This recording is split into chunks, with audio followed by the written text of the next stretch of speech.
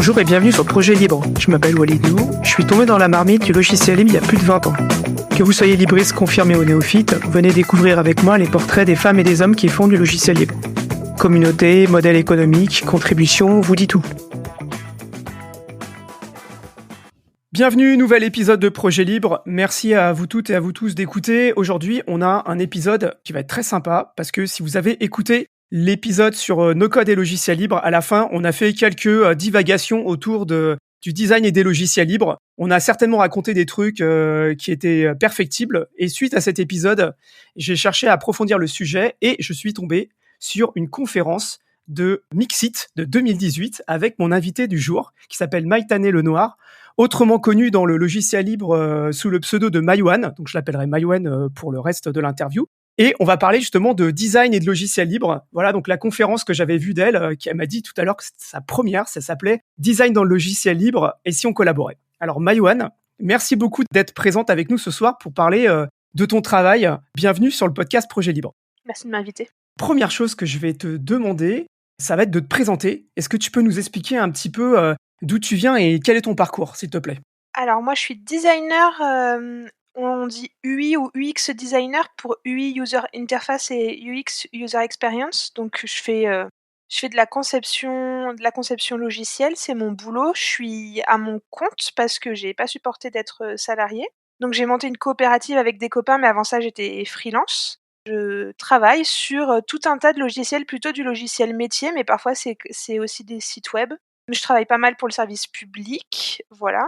Et mon parcours, c'est que j'ai fait des études de ce qu'on appelle art appliqué, ou c'est la même chose que du design. Art appliqué, on utilise ça en opposition à art plastique. Art plastique, c'est un peu une version artistique où l'artiste il a envie de parler de sa vision du monde. Et les arts appliqués, c'est appliqué à quelque chose, il faut que ce soit utile.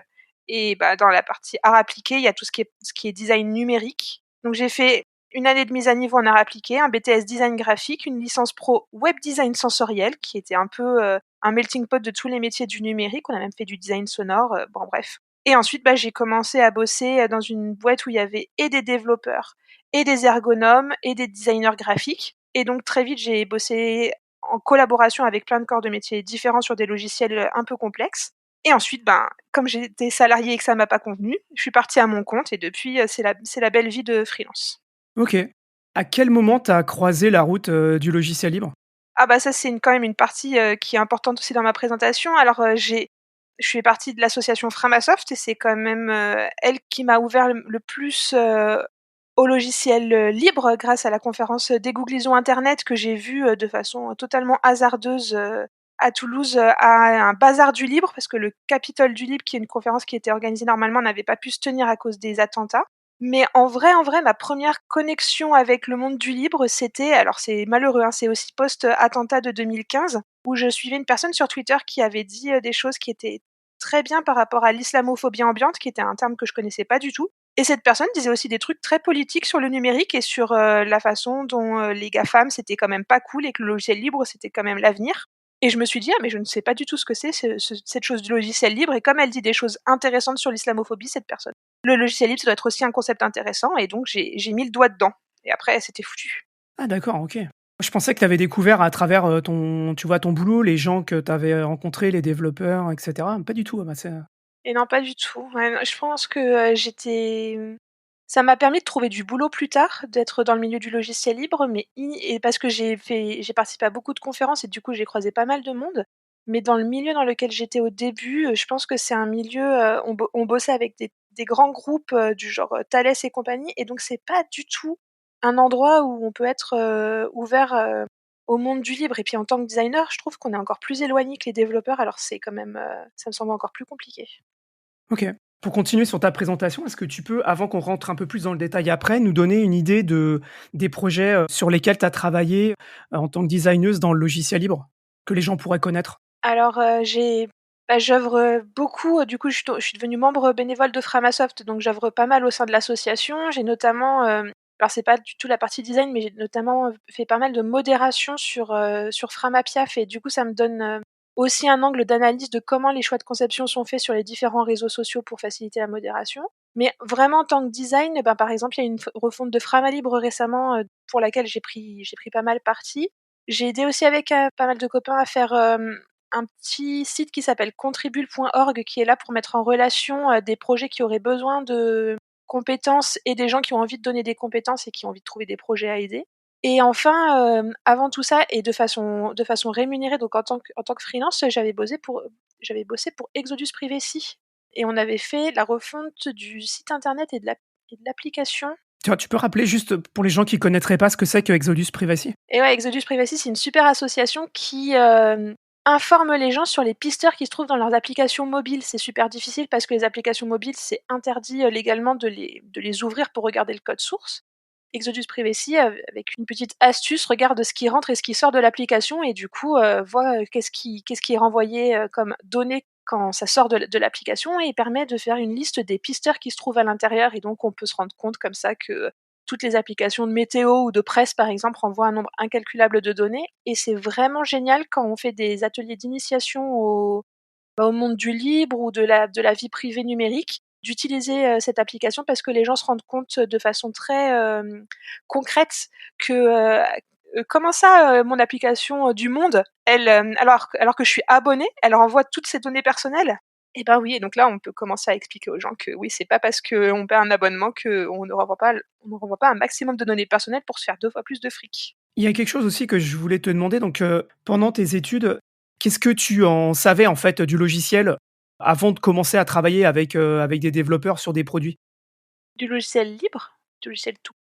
En manière générale, en fait. Moi, j'ai fait un BTS qui était plutôt axé sur la communication graphique numérique. Et donc, du coup, on a appris à faire et de la vidéo et des sites, mais plutôt des sites qui seraient promotionnels ou pour des événements ou des choses comme ça, qui avaient une identité un peu forte, ou même de la publicité, ce qui n'avait vraiment aucun sens quand on y repense parce que on nous encourageait à faire de la publicité un peu participative qui rentrait dans ton écran et faisait des trucs super alors que les formats sont tellement coincés que c'est inatteignable. Mais bon, enfin voilà. Et donc, on touchait pas du tout au logiciel parce que c'était un angle beaucoup plus, je pense, complexe dans le sens, dans le sens où, ben, un logiciel, moi là, je travaille avec des gens qui font un métier grâce à un logiciel et donc il faut rentrer quand même, très profondément dans le fonctionnement du métier pour réussir à, améliorer le logiciel. On n'avait pas la possibilité de faire ça quand on était à l'école, c'était pas en fait, c'était pas le lieu. Est-ce que tu sais si, il y a des libristes, par exemple, qui vont, faire de la sensibilisation dans certaines écoles de design?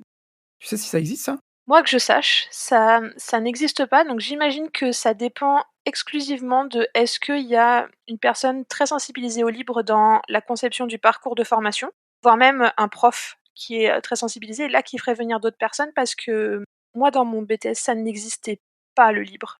Quand quelque chose n'existe pas, il y a pas de raison de faire appel à des gens pour, acculturer, l'ensemble de la promo. Donc je pense que ça reste très anecdotique et vraiment au bon vouloir d'une personne sur place et ça veut dire aussi que quand la personne elle part et ben, toutes les promos suivantes, elles ont pas, cursus, enfin elles ont pas de sensibilisation sur le sujet. Est-ce que tu peux expliquer en quelques mots quel est le rôle du design dans l'adoption d'un logiciel par rapport à un autre, en fait? Moi quand je parle de design, en fait, je parle de conception centrée utilisateur et donc là ta question qui est, pourquoi un design, enfin quel est le rôle du Conception design? centrée utilisateur, ouais. Bah, c'est ça, non mais c'est la même chose, voilà, c'est ça. C'est que mais comme le mot design, veut dire des choses différentes selon les personnes, je voulais clarifier.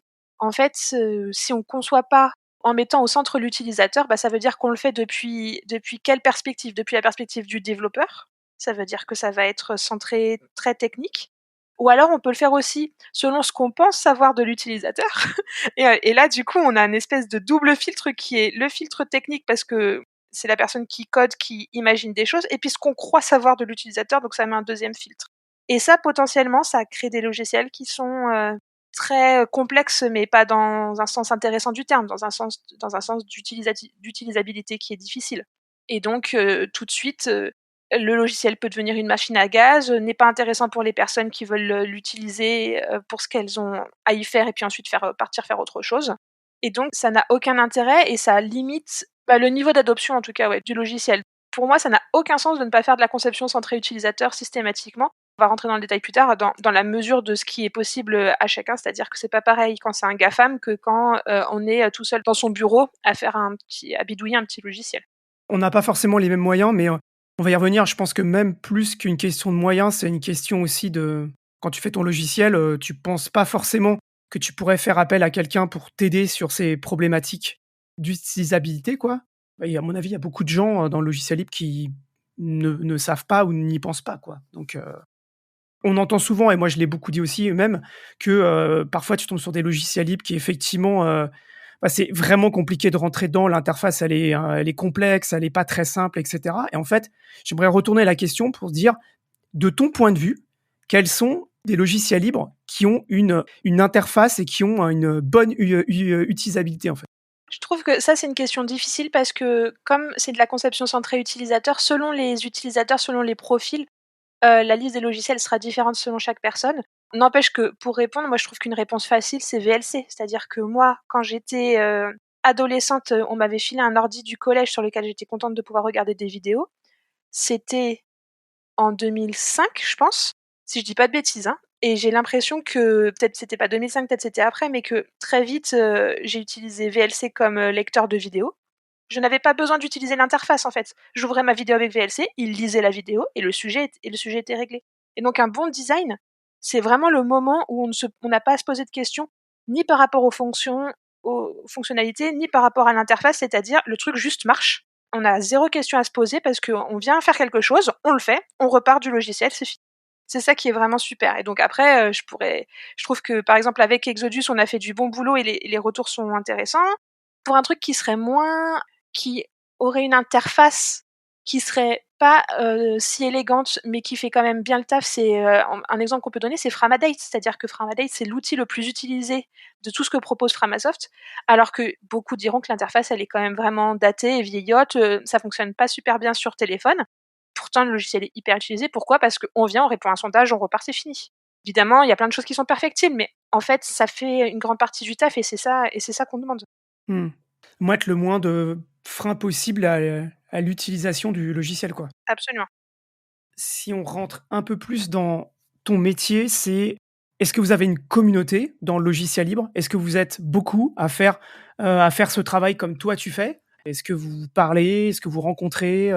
C'est pas le cas et à des moments, on se retrouvait, notamment lors des contrib ateliers qu'il y avait en ligne.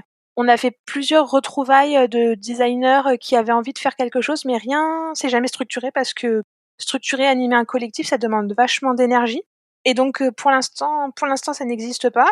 Certains, on se connaît de vue. On sait que les uns et les autres, comme on connaît des designers de loin, on sait lesquels ont contribué un peu à quelque chose ou pas, lesquels ont des sensibilités proches, lesquels s'en fichent. Voilà, mais rien de plus structuré que ça. Vous êtes beaucoup ou ça reste quand même une très petite minorité? Moi, j'ai pas l'impression qu'il y ait une grosse vague de designers. Je pense que si jamais il y avait une communauté de designers du libre, je serais au courant. Vu la visibilité que me donne Framasoft, ben en fait, la façon dont je le vis actuellement sur les dernières années, c'est que moi, je parle pas mal de design et que je suis assez visible dans le monde du logiciel libre. Et donc, il y a pas mal de gens qui m'écrivent à moi personnellement pour me demander de l'aide.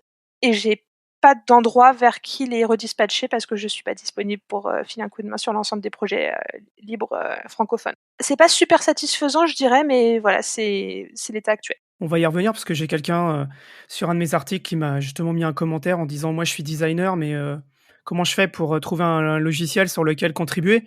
Et je pense que l'inverse qui est, je suis un projet libre, j'ai besoin d'un designer pour nous aider, il y a certainement quelque chose à faire, là-dedans puisque finalement ça a l'air d'être une problématique dans les 2 sens, quoi. Absolument. Pour l'instant, quand même, il y a une réponse à ça, c'est d'aller jeter un coup d'œil sur Contribule ou d'aller poster une petite annonce sur Contribule.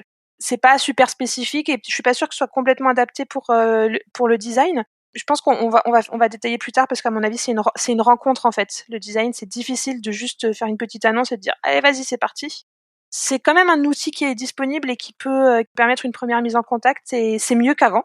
C'est mieux qu'avant que lorsqu'on ne l'avait pas. Ouais, bah, justement, je voulais te demander si tu avais souvent rencontré, à partir du moment où tu es rentré dans le monde du libre, ce manque de designers, quoi. Est-ce que c'est quelque chose dont on t'a fait part, ou est-ce que finalement les gens se rendent même pas compte qu'il manque des designers? Eh ben, les 2. C'est-à-dire que tu as raison, il y a, ce que je caractériserais de manque de culture design au sein du logiciel libre. Ça s'explique, assez, facilement par le fait que le design, c'est interprété comme étant, de la manipulation et c'est très lié dans l'imaginaire à tout ce que font les GAFAM. C'est-à-dire comment est-ce que j'attire les gens, je les garde, je les fais faire des trucs qui m'arrangent parce que ça me permet de capter leurs données, des choses comme ça. Et donc déjà c'est super repoussoir pour plein de développeurs du logiciel libre qui sont complètement à l'opposé de ces valeurs-là. Et donc qui disent c'est pas notre façon de procéder et donc on veut pas de designer. Il y a le cran encore plus extrême de ça qui est là à mon avis carrément problématique, qui est de dire un logiciel, il faut que les gens ils se galèrent à rentrer dedans et qu'ils aient une marge d'apprentissage pour apprendre. C'est important. En fait, c'est important que les utilisateurs apprennent à utiliser un logiciel et donc qu'ils y passent un peu de temps et un peu d'énergie. Et s'ils n'ont pas ce temps et cette énergie à passer, eh ben tant pis pour eux. En fait, ils méritent pas mon logiciel. Ils y ont pas mis assez d'énergie, quelque chose comme ça. Bon, moi ça, j'estime que c'est une façon de faire qui est un peu hautaine parce que il y a des gens qui ont pas le temps et c'est pas parce que ces gens n'ont pas le temps qu'il faut les exclure. Ça veut pas non plus dire que parce qu'on va faire quelque chose qui est facile à utiliser, on va leur cacher des choses ou on va les empêcher d'apprendre si jamais ils ont envie de le faire. Et il faut réussir à doser entre ces différents critères de pas réussir à rendre la chose simple, pas trop cacher des choses derrière une espèce de flou artistique qui font que les gens, ils cliquent sur 3 boutons, ça fait ce qu'ils veulent, mais en vrai, on a pris plein de décisions à leur place, et en même temps, pas rendre le truc trop complexe. Donc ça, c'est les oppositions qui peuvent avoir, où d'office, les gens nous disent non mais du design dans le monde du logiciel libre, on n'en veut pas. Une fois qu'on a passé cette première marche et que les gens ils disent bon quand même, la conception centrée utilisateur c'est pas mal, moi j'aimerais bien faire ça. Là, c'est un autre pan du manque de culture design, c'est on ne sait pas bosser avec des designers. Et donc, il faut revenir à souvent comment naissent les projets de logiciels libres. Souvent, c'est un développeur dans son coin qui a un problème, qui monte un petit logiciel qui va répondre à son problème. Et ensuite, le logiciel, il prend de l'ampleur parce qu'il résout le problème d'autres personnes, souvent qui ressemblent aux développeurs parce qu'ils ont les mêmes problèmes que lui. Et là, tout de suite, le truc prend en envergure. Et à un moment, ce serait quand même sympa d'avoir quelqu'un qui s'y connaît un peu pour rendre la chose plus ergonomique, qui mette son nez dedans. Le problème, c'est que là, le logiciel, il a été fait par une personne. Il y a un peu une notion de paternité, c'est le bébé de la personne. Et il faut réussir, ce qui est vraiment, vraiment difficile, à se décentrer de soi et à ne plus en faire son projet, mais un projet pour les utilisateurs. C'est vraiment très compliqué. Souvent, il y a des gens qui pensent être prêts à faire ce mouvement, qui ont des retours d'un designer et qui disent mais attendez, mais il va falloir tout changer, c'est vraiment trop de boulot, c'est pas envisageable, je vais rester dans ce que je fais. Donc là, le designer a bossé pour rien, c'est quand même un peu chiant. Des fois, ça arrive beaucoup plus vite. En fait, on commence à vouloir toucher 2-3 trucs et puis la personne contre-argumente systématiquement. Et là, on dit bon, en fait, si jamais le logiciel, vous le faites pas pour les utilisateurs, mais vous le faites d'après ce que vous pensez être bien, bah, l'expertise du designer n'est pas reconnue et dans ces cas-là, bah, c'est compliqué. Donc tout ça, c'est vachement de boulot, de remise en question, de réussir à prendre du recul, de réussir à travailler en équipe avec quelqu'un alors qu'on était avant potentiellement seul sur son projet ou en tout cas avec d'autres développeurs sur le projet. C'est quand même un ensemble de changements de culture qui est potentiellement monumental et bénévole parce que la personne, sûrement, elle est bénévole sur son projet depuis toujours. Et donc, si jamais il y a quelqu'un qui arrive et qui lui dit, bah, faudrait changer ça, pour que ce soit plus utilisable, ça représente une quantité de travail monumentale, pas rémunérée. Ça se comprend que les gens, ils aient la flemme, tout simplement, ils soient pas prêts. Ouais, puis comme ces problématiques de design sont pas enseignées dans les écoles d'informatique, t'es pas sensibilisé dès le départ. Et donc, en fait, c'est pas que ça te tombe dessus, mais quand ça t'arrive, toi, en tant que développeur, je pense que t'as aucune idée de comment réagir à ça. C'est pas forcément très simple à la fois pour le développeur qui voit quelqu'un arriver et pour toi, surtout, qui arrive là-dedans. Ça, c'est quelque chose auquel tu t'es confronté dès que t'es arrivé dans le logiciel libre? Oui, et aussi, c'était lié au fait que je sois plus jeune et plus inexpérimentée. En fait, je suis arrivée, puis je me suis dit, ah bah je vais proposer des trucs, et du coup, ça va matcher, et donc les changements vont pouvoir être intégrés. Et j'avais la vision que technique du problème, et évidemment, en fait, la dimension humaine, elle est complètement structurante là-dessus.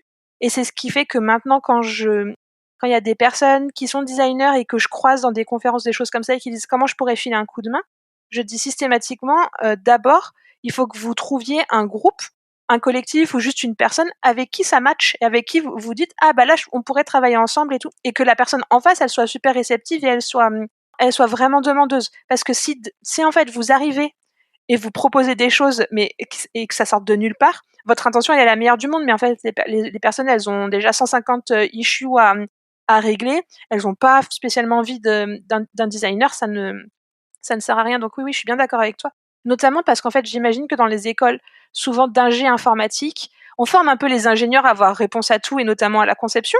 Et donc du coup, mais à aucun moment on se dit qu'il va falloir faire des équipes multi-compétences pour réussir à aller rencontrer les utilisateurs et réussir à ensuite concevoir les choses de façon appropriée, ça n'existe pas. Or moi, ce que j'ai vu, notamment en travaillant avec des personnes de Framasoft, que je trouve vraiment brillantes en termes d'empathie, en termes de vouloir rechercher ce qui serait le plus utile pour les utilisateurs ou des choses comme ça. Je pense notamment à Marien qui fait un outil de veille en ce moment qui s'appelle Flux, avec qui je travaille, et qui a vraiment à cœur de concevoir centré utilisateur, mais qui est aussi le développeur. Et ben en fait, il n'arrive pas parfois à se décrocher d'un aspect technique pour trouver une solution. Et c'est en discutant, moi, une demi-heure, 1 heure avec lui parfois, où comme j'ai pas du tout la vision technique, moi j'ai pas toutes les contraintes en tête. Donc je parle vraiment que d'un point de vue centré utilisateur en lui proposant des solutions. Ça lui fait changer son angle de caméra et tout de suite il dit ah oui mais si je faisais comme ça c'est vrai qu'en fait ça fonctionne. Et donc c'est pour ça que je dis sans aucune prétention d'être meilleur que les autres, mais juste déjà vous avez en tant que développeur vous avez suffisamment de choses en tête pour réussir en plus à concevoir centré utilisateur. Ça fait trop et vous êtes biaisé par toutes les contraintes techniques qu'il faut que vous gériez qui sont déjà un taf monumental. J'ai l'impression aussi, je fais une petite aparté, enfin moi je sais que par exemple sur une partie des logiciels de productivité que j'utilise, donc des logiciels plutôt jeunes, hein, qui ont 2-3 ans à peine, ils ont beaucoup copié en fait ce qui a marché sur des logiciels propriétaires. Je prends toujours cet exemple parce que pour moi enfin ça a été un peu la révélation. Ces notions avec la barre de slash commande, etc. Il y a pas mal de ces nouveaux logiciels libres qui ont en fait qui ont repris exactement le même design, etc. Parce que finalement ça marche bien quoi. Donc ils sont pas partis comme un développeur qui se dit bon bah voilà je fais mon truc tout seul dans mon coin, etc. Tu vois. Oui, absolument. Et puis, c'est vrai que par rapport à il y a 10 ans ou 15 ans, l'offre de logiciels, elle se multiplie. Et quand tu es designer, en fait, souvent, tu peux inventer des choses, mais souvent, en fait, c'est ce que tu cherches à faire, c'est faire matcher un problème avec de multiples critères et tu cherches la meilleure solution pour ce problème. Souvent, il y a des gens qui ont déjà inventé une solution qui fait à peu près le taf, donc t'as pas besoin de réinventer la roue. Mais par contre, c'est de réussir justement à faire cette recherche de bien lister les problématiques auxquelles il faut répondre, donc d'avoir un peu une vision à 360 sur le sujet, et ensuite de rechercher quelles sont l'ensemble des solutions et à quel point elles sont en adéquation pour résoudre le problème ou pas, qu'est-ce qu'elles créent comme nouveau problème, comme effet de bord.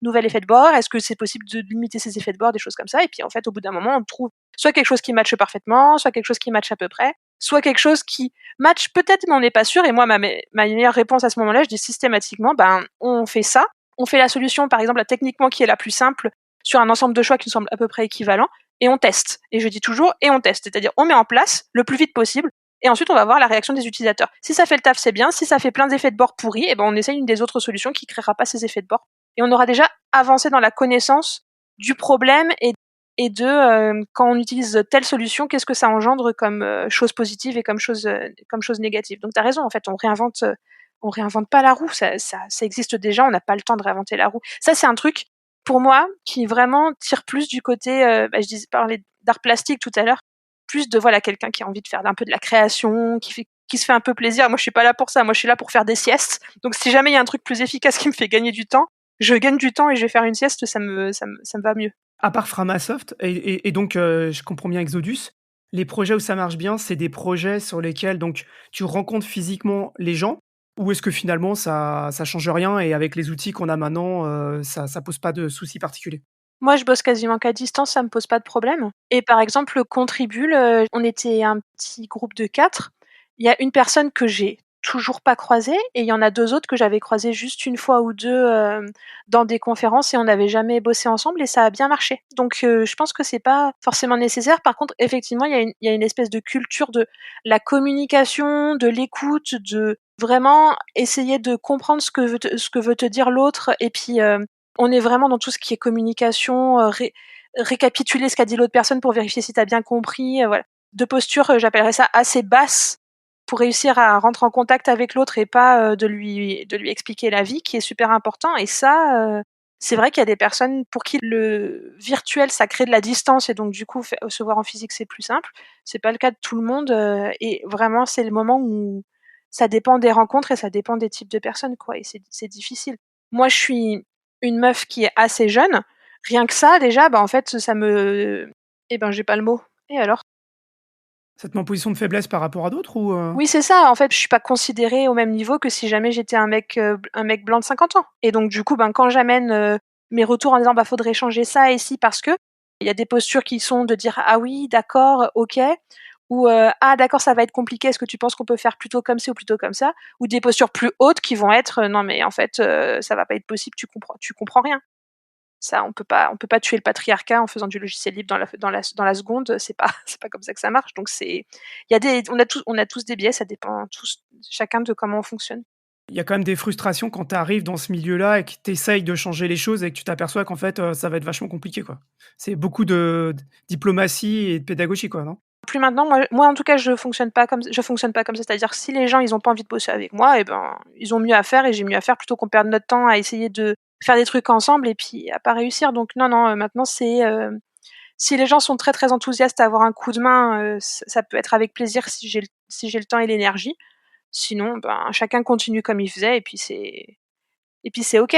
Et encore une fois, c'est le conseil que je donne aux nouveaux designers qui arrivent parce que sinon, l'effort fourni pour se rendre compte que rien ne va être fait, il est trop grand et c'est complètement déprimant. Et puis en plus, ça peut vraiment casser des énergies de designers qui viennent pour contribuer au libre, qui se prennent un mur et ensuite qui repartent en disant, en fait, les libristes, c'est vraiment trop des cons, ça marche pas. Et j'ai quand même vraiment pas mal d'espoir dans une espèce de, je sais pas si nouvelle génération, c'est un peu exagéré, mais il y a un peu un truc comme ça. Moi, je vois des libristes assez jeunes, des gens qui montent des logiciels libres et pour qui instantanément l'inclusion c'est super important. Ça passe par plein de façons de faire différentes et notamment en disant en fait la conception centrée utilisateur c'est une priorité, comment est-ce qu'on peut faire? Et quand c'est ça la démarche, tout de suite c'est beaucoup plus facile de s'insérer pour dire moi je peux filer un coup de main, sur quoi est-ce que vous avez besoin d'aide? Comment tu fais ta veille pour, suivre un peu les tendances, ce qui se passe, et cetera? Qu'est-ce que tu En design? en design, ouais. Plus maintenant, je faisais ça pas mal quand j'étais plus jeune, à suivre beaucoup des tendances, mais plutôt graphiques de qu'est-ce qui se faisait, en termes de graphisme. J'avoue que maintenant, peut-être parce que je fais plus du logiciel métier, l'identité graphique, ça a moins d'importance. Donc ça, c'est un pan de la réponse. Un autre pan de la réponse, c'est, je la fais tout le temps la veille, effectivement. C'est-à-dire, chaque logiciel que j'ouvre, chaque site que je visite, chaque, interface avec laquelle je suis confrontée dans la rue et puis même pas des interfaces, en fait, parce que la conception centrée utilisateur, c'est de voir comment est-ce que tu réussis à diriger les personnes ou capter leur attention d'une façon ou d'une autre, ou qu'est-ce qui fait que cette poignée de porte, elle est facile à utiliser ou pas, et comment est-ce que je comprends qu'il faut que je la pousse la porte et pas que je la tire, ou voilà. C'est le fonctionnement du cerveau humain et donc je passe mon temps à observer les gens. Et vraiment, c'est une partie de mon boulot que j'adore, c'est parce que une partie de mon boulot, c'est de comprendre comment les gens travaillent, vu que je fais des logiciels métiers, pour adapter ensuite le logiciel à eux. Et donc, il faut comprendre toutes les choses qui sont en dehors du numérique. Et c'est des super sujets de conversation avec les personnes parce qu'elles adorent parler de leur travail. Et donc ça, c'est vraiment génial pour nous la conversation. Et aussi parce que ça, je déborde du sujet, mais ça permet aux gens de parler de toute l'expertise qu'ils ont et qu'ils ne se rendent pas compte qu'ils ont. Donc ça valorise chaque personne. Ça vraiment pour faire du lien, c'est vraiment génial. Et donc ensuite, de réussir à leur dire, je vais faire un outil adapté à vos besoins. Au début, les gens, ils y croient pas du tout, parce qu'ils ont tellement l'habitude d'avoir des outils informatiques de merde qu'ils partent du principe que ça va pas être possible. Et quand vraiment on fait des choses qui se positionnent exactement là où il faut dans leur métier, plutôt qu'un truc qui les entrave ou qui leur demande de donner des gages, de pointer de je sais pas quoi, c'est vraiment le bonheur et ça crée un lien super parce qu'on outille les gens. Voilà. Bon, c'était la petite partie, mon métier est super, devenez designer, c'est vraiment trop bien. Ça me rappelle, je sais plus, j'ai entendu une fois quelqu'un dans une conférence ou je sais plus qui disait, «Je comprends pas pourquoi à la maison, je peux avoir des outils hyper bien, hyper beaux et cetera et pourquoi au travail, pourquoi j'aurais pas le droit au travail d'avoir des outils super beaux, super bien et cetera, quoi?» La réponse, c'est que quand vous êtes au travail, vous êtes subordonné à des personnes qui décident pour vous et qui sont éloignées de votre boulot. Voire même, souvent soit qui le connaissent pas à la limite et qui, par, réflexe, puisque vous avez acquis de l'expertise qui est très intégrée, vous savez très difficilement la valoriser et donc vos responsables s'en rendent pas compte et donc ils ne voient pas non plus, ça c'est mon boulot, ils ne voient pas non plus en quoi est-ce que le logiciel que vous avez vous fait perdre du temps ou vous contraint et du coup, en quoi vous serez plus efficace avec un autre outil. J'ai fait un master en ergonomie en cours du soir, donc en santé au travail et on est entraîné à chiffrer tout ça, très concrètement de dire, oui, la personne en fait, tous les jours, elle perd tant de minutes à faire telle et telle action à cause du logiciel qu'elle pourrait, c'est du temps qu'elle pourrait gagner, c'est du temps qui rajoute de la pénibilité. Donc les gens qui partent en arrêt maladie, notamment, c'est parce que le logiciel il est super pénible, voilà. Et ensuite nous, avec ces chiffres, on va voir les chefs en leur disant regardez, vous perdez tant de temps, vous avez tant d'arrêts maladie, les gens ils galèrent à faire tel truc qui est plus intéressant, à discuter avec les personnes parce qu'ils sont en train de faire de l'administratif pourri. Et donc, pour toutes ces raisons, on vous encourage et notamment à changer de logiciel ou à faire un logiciel sur mesure, des choses comme ça. Mais ce qui se passe la plupart du temps, c'est qu'il n'y a pas d'ergonome et que les chefs, les managers, etc., ils doivent décider pour leurs subordonnés de quel logiciel va être pris. Ils prennent une décision et ensuite, il n'y a jamais d'audit qui est fait pour vérifier est-ce que c'est bien, est-ce qu'il faut faire mieux, est-ce qu'il faut faire différemment. Et tout le monde intègre le fait que on est tous très dépossédés du fait qu'on peut améliorer son outil de travail, son outil numérique. C'est un truc qui est très lié politiquement au fait que les concepteurs d'outils numériques, notamment les ingénieurs, ils sont très contents de garder le pouvoir en disant ah ben non mais c'est comme ça, on a pensé à ta place comment il fallait faire, laisse-nous faire, c'est nous qui savons techniquement comment on fait les choses. Donc personne ne pense que c'est possible de se réapproprier son outil de travail, c'est un des trucs qui est super avec le logiciel libre. Et donc du coup, dans le milieu professionnel encore plus, de penser qu'on peut adapter un logiciel métier à son travail, c'est super compliqué. Cela dit, c'est vrai que ça coûte potentiellement cher, donc il faut réussir à doser entre l'un et l'autre. Dans ma façon de travailler, moi, qu'on appellerait agile ou itérative, on essaye de faire des choses très petites qui rendent une grande valeur ajoutée aux utilisateurs, et donc ça coûte pas tant dessous de ça de faire 80% du travail qui améliore la vie des travailleurs. Ouais, faut réagir. En fait, il y a tout un nouveau domaine dans lequel il y a quelques logiciels libres. Il y en a beaucoup de propriétaires avec quelques logiciels libres, qui est le domaine de ce qu'on appelle le no-code et le low-code, où en fait, en gros, des nouvelles plateformes, des nouveaux logiciels qui permettent à des utilisateurs métiers de faire eux-mêmes leur logiciel. Donc, en fait, reprendre le pouvoir. Et en fait, les gens ont l'impression d'être des super-héros parce qu'ils peuvent designer. Alors, bon, ça pose aussi d'autres problèmes, mais ils peuvent aussi justement designer, ou alors ils peuvent prendre ces logiciels et dire bah, regarde, c'est ça que je veux, moi, tu vois, je veux un truc comme ça. Regarde, je t'ai pas fait une maquette papier ou des wireframes, je t'ai fait un truc qui tourne, regarde, c'est ça que je veux. Et ça, c'est vachement intéressant parce que justement, tu peux redonner aux utilisateurs le pouvoir de création ou au moins de co-construction avec les utilisateurs. Et je trouve ça super intéressant parce que justement, les gens, ils sont hyper moteurs de pouvoir eux-mêmes faire, en fait, et pas subir le fait que ah ouais, mais attends, je t'ai demandé, mais toi, tu m'as dit que c'est trop compliqué, on va pas le faire. Et il y a quelques logiciels libres là-dessus, et pour les gens que ça intéresse, je vous invite à écouter l'épisode sur No Code et logiciels libres. Fin de la parenthèse. Alors, il y a un truc aussi que tu as abordé dans la conférence que j'ai écoutée en 2018 et que j'ai trouvé, deux choses que j'ai trouvées assez symptomatiques. La première, c'est quand tu arrives et que tu te pointes et que tu veux faire un truc et qu'on te répond PR welcome. PR, ça veut dire pull request, donc c'est pour les gens qui connaissent pas, c'est t'as le droit de prendre le code et d'envoyer des modifications pour revue et pour intégration. Donc ça, je voudrais que t'en dises deux mots parce que pour moi, c'est complètement symptomatique. Alors déjà, dans le monde des designers, il n'y a pas de forge logicielle. Donc c'est une façon d'accueillir la personne en lui disant « Bonjour, utilise mon outil et démerde-toi avec », parce que potentiellement, les designers ne savent même pas ce que ça veut dire une PR, quoi. Donc ça, c'est compliqué. Ça montre aussi un manque de connaissance totale de comment fonctionne un processus de design. En fait, les issues, ça marche notamment pour commenter du code, pour signifier un bug, pour signifier un problème et tout.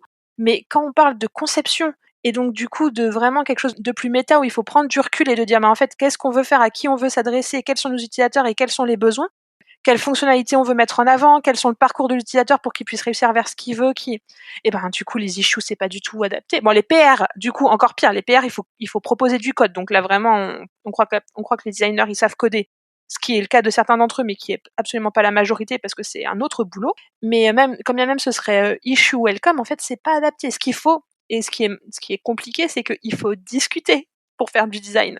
Il faut discuter pour expliquer c'est quoi le projet, c'est quoi le but du logiciel, c'est quoi son objectif, c'est quoi qu'il veut mettre en avant, c'est qui ses utilisateurs. Et à partir de là, normalement le designer il va voir les utilisateurs et ensuite il revient et il propose des changements.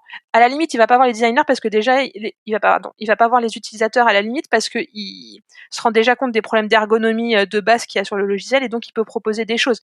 En plus, rendez-vous compte si jamais on dit il faut changer la couleur de ce bouton, puis il faut le décaler de 3 pixels sur la droite, et puis ensuite il faudrait mettre ça plus gros et mais ça prend un temps, mais sur une issue, mais infini. Personne n'a envie de faire ça, c'est vraiment trop relou. Et puis sinon, ça voudrait dire foutre des maquettes, foutre des captures d'écran, des maquettes sur une issue. Mais ça aussi, en termes de communication, c'est naze. Est-ce que vous, en tant que développeur, on vous dit « Ok, j'ai fait ces maquettes-là, merci de les intégrer, salut, bisous ». Ça ne fonctionne pas. Et encore pire, moi, je ne fais plus ça.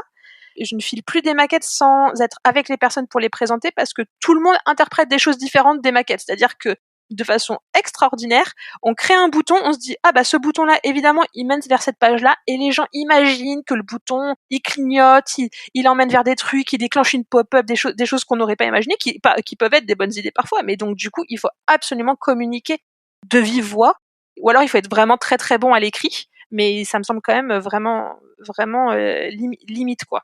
Ça m'amène à la deuxième chose dont tu parles dans cette conférence et qui est exactement ça. C'est aussi la différence d'outils que vous utilisez, sur lesquels vous êtes formé, versus les outils qui sont utilisés par les développeurs. Et tu cites le cas je veux faire du design, j'utilise des logiciels propriétaires. Et donc forcément, les développeurs, ils t'envoient bouler parce que tu utilises un logiciel propriétaire. Oui, alors... Alors, c'était peut-être pas comme ça exactement que tu l'avais dit, mais c'est comme ça que je l'ai retenu à l'époque. C'est exactement ça. Alors, il faut voir que quand même, là, depuis... Donc, la conf, elle date de 2018. En 6 ans, il y a des choses qui se sont améliorées en termes de collaboration parce que moi, je suis quand même pas très vieille. J'ai commencé à faire mes maquettes sur Photoshop. Autant vous dire que Photoshop, c'était pas adapté. C'est même pas du vectoriel. Donc, c'était la plaie. On pouvait pas faire du multi-écran. Donc, on avait un fichier par écran. Enfin, bon, bref, j'ai l'air d'un dinosaure quand je vous dis ça, mais pourtant, j'ai 30 ans. Donc, vraiment, c'est pas si loin. Maintenant, on a quand même des outils qui permettent de la collaboration et qui permettent de faire des maquettes et d'envoyer les maquettes avec un lien de vision à des gens qui n'ont pas à avoir de compte sur l'outil. Donc déjà, quand même, c'est beaucoup mieux qu'avant. Et même actuellement, il y a un outil libre qui fait quand même un super taf, qui s'appelle Penpot, et qui est, à mon avis, en termes d'outils de design open source, une révolution, parce que sinon, il n'y a rien qui existait, qui faisait le taf un tant soit peu. Et la Penpot, c'est un outil fait par une équipe super qui fait de la super conception centrée utilisateur, et je suis assez étonnée du niveau auquel ils arrivent en si peu d'années. Sinon, franchement, ça change tous les 2-3 ans les logiciels de design qui sont en haut de la pile. En ce moment, c'est plutôt Figma. Figma qui change de modèle économique tous les 2 ans, et donc du coup, c'est plus ou moins difficile, mais qui, du coup, permet de faire ses maquettes et ensuite d'envoyer un lien à personne et de réussir à discuter sur la même base. C'est quand même plus sympa et beaucoup plus facile qu'avant.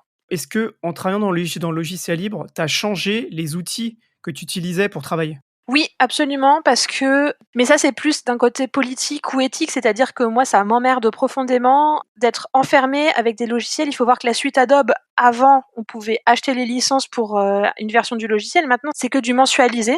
Et donc, du coup, ça veut dire que moi, mettons mes points PSD, si jamais j'arrête de payer la licence, je ne peux plus les utiliser. Donc, en termes de garder son outil de travail, c'est quand même complètement scandaleux. Donc ça, déjà, je trouve que c'est du hold-up et c'est dégueulasse. Donc, j'ai essayé d'éviter ça. Il y a aussi que dans ma façon de travailler, moi, maintenant, je fais beaucoup moins de maquettes et je fais quasiment que du pair avec les développeurs. Donc ça veut dire que ce qu'on fait souvent, c'est que les développeurs, je leur dis, tu fais une première version de l'interface dégueulasse, le truc le plus rapide que tu arrives à faire et tout, et dans un deuxième temps, ensemble, tu vas partager ton écran et moi je vais te dire exactement ce qu'on disait tout à l'heure.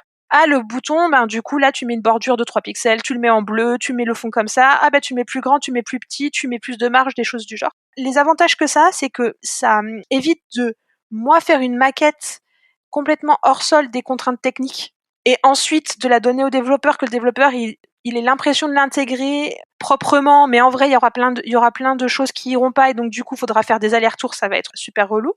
Et en plus, le pair design, ça prend un peu de temps parce que le temps que la personne elle code les changements que tu viens de lui demander, c'est un peu, je passe un peu de temps à regarder mon ordinateur à rien faire. Mais par contre, une fois que c'est fait, c'est fait. C'est-à-dire qu'une fois que c'est fait, pour le coup, là le développeur il envoie la PR et emballer c'est pesé, il y a pas à revenir dessus. Et donc ça me permet de faire beaucoup moins de maquettes et pas des maquettes qui sont très léchées au pixel près, des choses comme ça. Ça permet aussi de tester les responsives en direct, donc c'est super. Voilà, et donc peut-être que Penpot ça conviendrait pas à tout le monde et qu'il y a des designers qui voudraient faire des choses assez précises pour qui ça fait pas le taf actuellement. Moi, je suis vraiment à vouloir avoir un outil à la limite de faire des schémas, même des schémas à la main pour montrer au développeur à peu près ce que je veux. Et je lui dis, tu fais un truc moche, ensuite on fera mieux. Franchement, ça fait super bien le taf. Et j'ai oublié ta question initiale. Est-ce que tu as changé les outils que tu utilisais par ton entrée dans le logiciel libre? Est-ce qu'avant tu utilisais des outils propriétaires et que maintenant tu utilises des outils libres? Est-ce que tu utilises toujours certains outils propriétaires? Est-ce que, en fait, en gros, comment est-ce que tu travailles en fait maintenant? J'utilise le plus possible du libre, mais ça, c'est aussi parce que, franchement, en ayant une casquette Framasoft et en baignant dans une pluralité de logiciels libres, je trouve souvent mon bonheur. Donc, j'ai pas de raison d'aller vers du propriétaire. En termes politiques aussi, ça fait plus sens. Après, moi, tant que je me sens pas coincée par du propriétaire, je suis pas complètement sectaire. C'est-à-dire que, par exemple, j'ai un MacBook que j'ai acheté pendant mes études de design et qui tient depuis 2012. Ben, je pense que je suis plus écologiste que libriste et donc du coup il tourne toujours sous macOS et j'ai pas de raison de m'en éloigner parce qu'en fait le fait qu'il soit sous macOS ça me coince pas. Voilà. Mais effectivement j'ai basculé quasiment tout et je bascule dès que possible parce que mais là vraiment quand même c'est plus en termes politiques, c'est-à-dire que les GAFAM et la situation politique un peu globale de augmenter la surveillance et des choses comme ça est tellement en train de se durcir que c'est difficile de se dire j'utilise un outil propriétaire et puis c'est pas grave. C'est un peu, il y a toujours une petite arrière-pensée qui dit que quand même les données elles sont captées et qu'à un moment ça pourrait nous retomber sur le coin de la gueule. Ouais, c'est clair. On en a parlé un peu tout à l'heure, comment les contributions des designers, elles sont perçues et valorisées. On en a un peu parlé. Je voulais savoir plutôt quelle reconnaissance, toi, tu tires de ça, en fait. Quelle est la manière dont les projets ils te mettent en valeur et ils te donnent envie de continuer à travailler avec eux? Ah bah après, une collaboration qui marche bien, c'est bon, c'est pas que dans le design, c'est toujours super gratifiant et je trouve que ce qu'il y a de plus gratifiant encore dans le logiciel libre, c'est que c'est la partie bien commun, c'est-à-dire que tu as l'impression de contribuer à un truc qui te dépasse en plus, donc ça c'est vraiment chouette. Et bah, si je reprends ma contribution à Exodus, enfin qui est une contribution qui a été rémunérée en plus, donc vraiment c'était super chouette de la part de l'association. Ensuite, quand en atelier j'utilise Exodus et qu'ils disent ah bah l'application elle est super, c'est vachement facile à utiliser, alors que je sais qu'on disait pas ça avant qu'on travaille ensemble, bah c'est vraiment en termes de valorisation personnelle, c'est génial. Un autre effet qui est potentiellement très gratifiant pour l'ego, même si complètement problématique en termes plus global, c'est que eh ben, quand on parle de design dans le logiciel libre, bah, c'est souvent moi qu'on mentionne. C'est valorisant un temps, c'est sympa, et puis en fait maintenant, c'est complètement problématique parce que ce qu'il faudrait, c'est pouvoir s'adresser à un collectif, voilà. Mais c'est vrai que ça a ce super avantage d'être et puis ça m'apporte du boulot. Ça pour le coup, c'est-à-dire que moi je croise pas mal de personnes dans le milieu du logiciel libre qui pour le coup du coup bah ont pas du tout de culture design et qui à un moment quand dans leur vie pro ont un projet et se disent que ça serait bien de réussir à parler avec les utilisateurs, qui se retournent vers moi parce qu'ils m'ont trouvé sympa dans un autre contexte et que pour du coup un contexte pro, ils se disent que ça serait sympa de bosser avec moi aussi. Avoir un collectif, pouvoir échanger, et cetera, c'est quand même quelque chose de bien. Mais toi, ça t'est arrivé de je sais pas, d'aller faire des conférences, dans des écoles de design, par exemple? Ben pour le Pour aller design, expliquer un peu ton travail ou pas? bah, ça m'est jamais arrivé, non. Non, non. Après, mon travail en tant que tel, en fait, ça arrive pas beaucoup. Enfin, moi, j'ai l'impression que j'ai fait des interventions dans des écoles plutôt d'ingé informatique pour Framasoft pour parler de logiciels libres, mais qu'on me demande d'intervenir pour parler de design, de ma façon de faire du design, soit du côté logiciel métier, coopération avec les utilisateurs, soit du côté logiciel libre, je crois pas que ça me soit arrivé tout court. Et je trouve que c'est super dommage, mais à mon avis, ça montre aussi un manque de porosité entre. Je pense que des écoles de design, il y en a pas tant que ça en fait. Elles sont souvent privées, elles sont souvent éloignées du milieu vraiment de l'informatique. Elles touchent plus dans des milieux qui seraient côté communication ou artistique. Ce qui fait que c'est pas mon milieu et ces gens-là me connaissent pas. Beaucoup moins que je pense que je suis, enfin, via Framasoft, hein, parce qu'en vrai, le fait que je sois connue, c'est beaucoup lié à Framasoft est beaucoup plus reconnu dans les écoles d'ingé informatique que dans tout ce qui est milieu du design et tout. C'est pas du tout le même monde. Tu as effleuré un sujet dont je voulais qu'on parle un peu aussi. Tu as dit: «Bah, en fait, j'ai du boulot, le fait d'être un peu toute seule fait que j'ai du boulot». De loin, j'avais une idée qui est peut-être, très fausse, qui est de me dire: «Bah, il y a pas de designer dans le logiciel libre», aussi parce qu'il y a pas forcément d'argent, ce qui fait que, bah, on n'a pas forcément d'argent pour payer des gens pour travailler sur ces sujets-là, en fait. Est-ce que c'est plutôt quelque chose qui est faux? Est-ce que c'est, incomplet ou enfin, qu'est-ce que tu penses de cette, Si, si, je pense que c'est vrai et faux. C'est-à-dire que sociologiquement, les développeurs sont mieux rémunérés que les designers parce que du coup, voilà, le prestige des développeurs est pas du tout le même que celui des designers qui sont plutôt considéré comme oui bon, vous faites votre com et vos dessins là, vous êtes gentil, mais vous êtes plutôt associé aux artistes qu'aux techniciens. Tandis que côté ingénieur informatique, vous êtes plutôt associé aux ingénieurs qu'aux techniciens, donc c'est quand même pas la même chose. Et donc du coup, effectivement, il y a plus besoin d'argent pour des designers que pour des développeurs. Si je fais vraiment grosse maille, hein, voilà. Le monde des designers a plus besoin d'argent que le monde des développeurs. Aussi, c'est un métier plus féminin, le design, que le développement. Donc c'est pareil, en termes d'argent, on est moins bien rémunéré, donc du coup, c'est plus cool d'avoir de l'argent. Cela dit, des fois, c'est un point qui est opposé, mais de façon assez austère, voire même odieuse, en disant oui, mais de toute façon, les designers, ils veulent pas contribuer parce qu'il n'y a pas de thunes. Sous-entendu, de toute façon, ce milieu de marketeurs qui sont là que pour manipuler les gens et pour faire de la grosse tunasse, si jamais on leur file pas 10 000 balles pour nous aider sur un projet, ils vont jamais aider. Bon, des gens qui font de l'associatif, chez les designers, il y en a comme chez tout le monde. Et donc, du coup, je crois vraiment qu'il y a une méconnaissance, en fait. Oui, un énorme manque de culture. Vraiment, je pense que c'est ça le truc fondamental. C'est-à-dire qu'en BTS, à la fin du BTS, on a un projet de fin d'année à faire. Et donc, il faut qu'on trouve une vraie structure ou un vrai projet pour pouvoir passer du temps à... Souvent, c'est construire une identité graphique, faire une espèce de campagne de com, des choses comme ça. On a tous galéré à trouver des gens. Moi, j'ai fait ça pour une personne qui était intermittente du spectacle, qui était conteuse. Il y en a d'autres qui ont démarché des cafés, enfin voilà, des choses comme ça. Mais des gens qui avaient pas potentiellement vraiment besoin de quelque chose, mais qui se sont dit, bon, bah, ça va être sympa, on va avoir une campagne de com gratuite, lui va faire son projet de fin d'année, voilà. Mais des projets libres qui auraient besoin d'identité graphique, mais il y en a plein. À aucun moment, personne ne nous a dit, ni les profs, ni nous, on s'est dit qu'il y avait tout un monde du numérique qui était prêt à avoir des contributions étudiantes. Mais bon, on est quand même meilleur que des développeurs qui n'ont jamais touché un outil de maquettage de leur vie pour filer des coups de main. Bah, ça n'existait pas. Donc je pense que c'est ça le truc le plus grand. Je veux pas enlever l'aspect rémunération parce que c'est quand même important.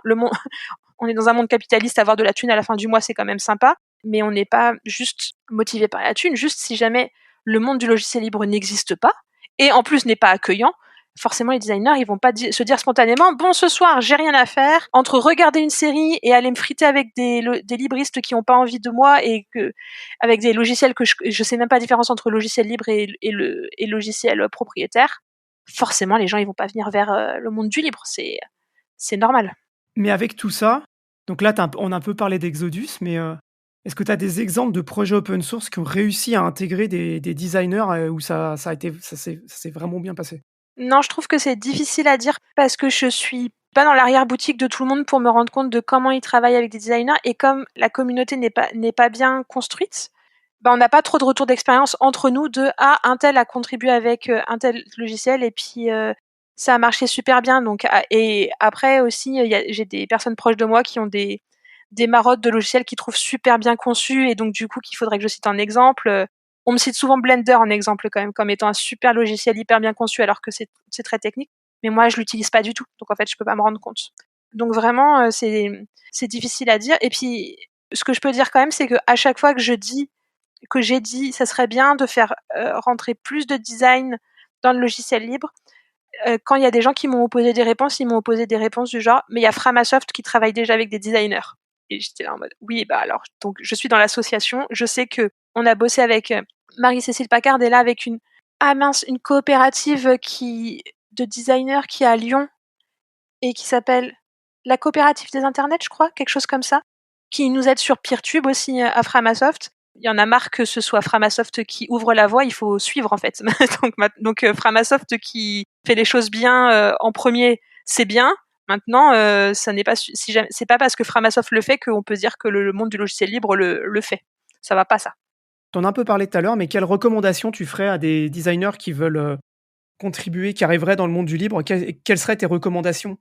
Je pense qu'il faut réussir à les mettre en garde sur le fait que la culture du design n'est pas du tout développée et qu'en plus on est dans un contexte potentiellement bénévole, ce qui change beaucoup la donne en termes d'envie de faire les choses et de les intégrer. Et donc il faut vraiment réussir à trouver des gens avec qui ça match, qui ont envie de faire des choses, et idéalement un périmètre assez restreint pour commencer la collaboration, pour pas se jeter dans une refonte à corps perdu qui sera peut-être jamais intégrée parce que c'est vraiment le risque. et que si jamais vous avez assez d'énergie et assez de background, l'idéal c'est de réussir à embarquer les développeurs pour leur montrer qu'en fait c'est super chouette de rencontrer les utilisateurs. J'ai déjà fait moi au JDLL une année un atelier qui était test utilisateur. Il y a une personne à la fin qui m'a dit ah là c'est incroyable, ça fait 10 ans que je développe mon logiciel, je ne m'étais jamais assis à côté d'un utilisateur pour le voir l'utiliser. Oh, ça c'est pas possible ça. Et du coup c'est incroyable, ça veut dire qu'on a une marge de manœuvre énorme. C'est aussi moi le retour que j'ai eu sur Exodus Privacy parce qu'une des premières questions que j'ai posées c'est ok vous voulez améliorer l'utilisabilité mais c'est qui vos utilisateurs? Et il m'a été répondu nos utilisateurs c'est le grand public et ma réponse a été le grand public ça n'existe pas, il faut être plus précis. Et donc là on commence à tisser un lien entre le concepteur du logiciel, les développeurs et leurs utilisateurs.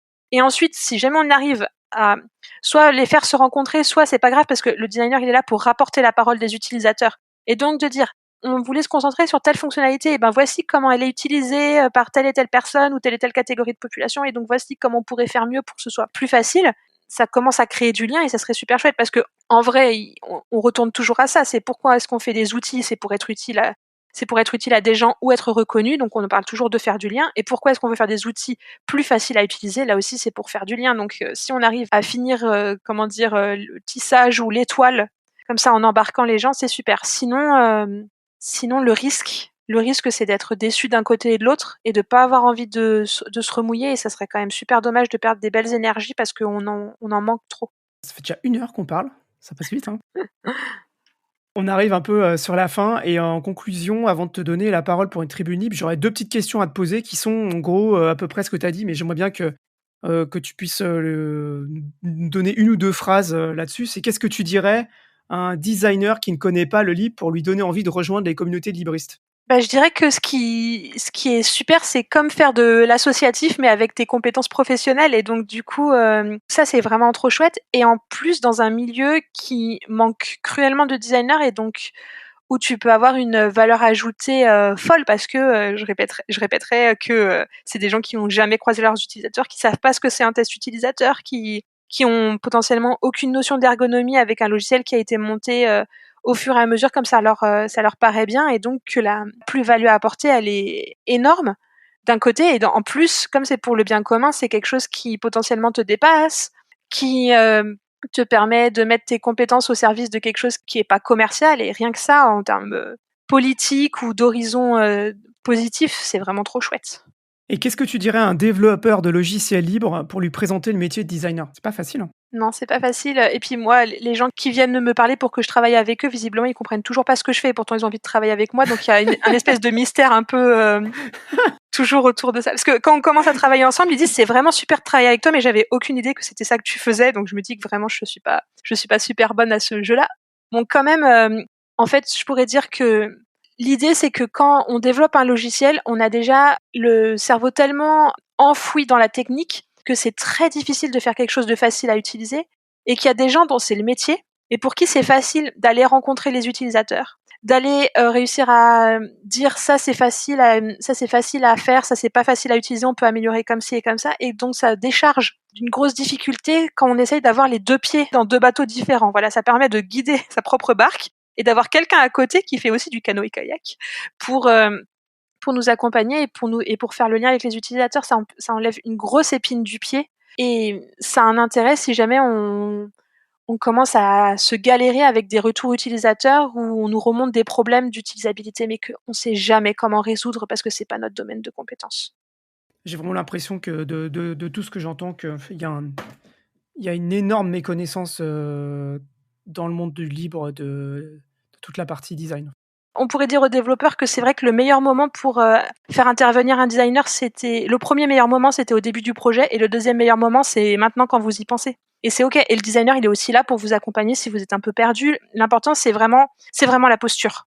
Voilà, vous n'êtes pas censé savoir quoi lui dire, comment le guider exactement et tout. Il est là pour ça, mais par contre, de réussir à rentrer en échange avec lui pour réussir à faire un meilleur logiciel, c'est vraiment ça qui est chouette. Cool. Eh ben écoute, avant qu'on se quitte, c'est la tribune libre. Je te laisse la parole si tu veux faire passer un message aux auditrices et aux auditeurs de Projet Libre.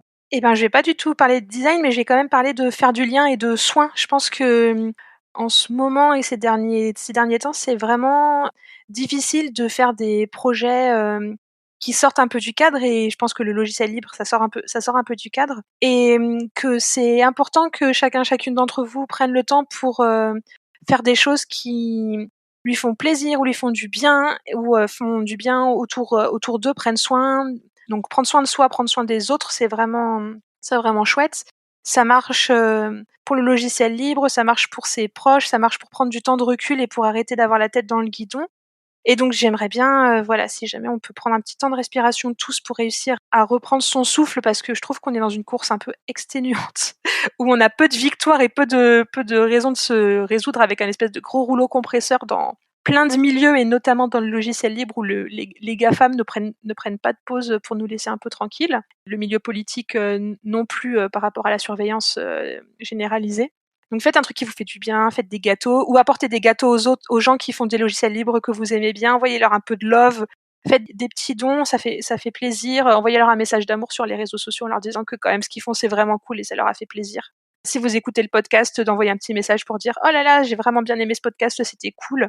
Voilà, du partage de reconnaissance et de love, ou juste faire des gâteaux, ou juste faire des siestes. C'est vraiment cool. Voilà. Ben, c'est super, envoyez-moi des gâteaux et envoyez-moi des messages pour me dire que c'est cool et que vous avez apprécié le podcast. Ça me va très bien aussi, ça donne de la motivation, c'est super. Merci beaucoup Maïwan pour ton temps. Je suis ravi d'avoir pu échanger avec toi parce que c'est un sujet que je connais pas très bien, mais que je sais qui est extrêmement important. Donc j'espère que les auditrices et les auditeurs de Projet Libre, ils en ont appris un peu plus et que ça leur donnera envie de creuser ce sujet-là. Et j'espère qu'on pourra se reparler un autre moment pour reparler de design, pour reparler de logiciel libre, de Framasoft, je sais pas, voilà, dans le futur, quoi. De monter sa coopérative pour plus être subordonné au milieu du travail. Voilà. Avec grand plaisir. Super. Eh ben, écoute, merci beaucoup. À bientôt. Et puis, pour les auditrices et les auditeurs, comme d'habitude, envoyez-moi des messages, essayez de partager sur les réseaux sociaux et vous pouvez me joindre sur Mastodon. Toutes les infos sont sur le site internet, rubrique suivre le podcast. Voilà. À bientôt. Merci Maïwan. Porte-toi bien. Merci.